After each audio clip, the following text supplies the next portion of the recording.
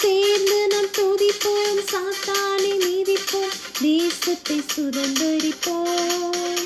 ஒன்று சேர்ந்து நாம் துதிப்போம், சாத்தானை மீதிப்போம், தேசத்தை சுதந்தரிப்போம். நம்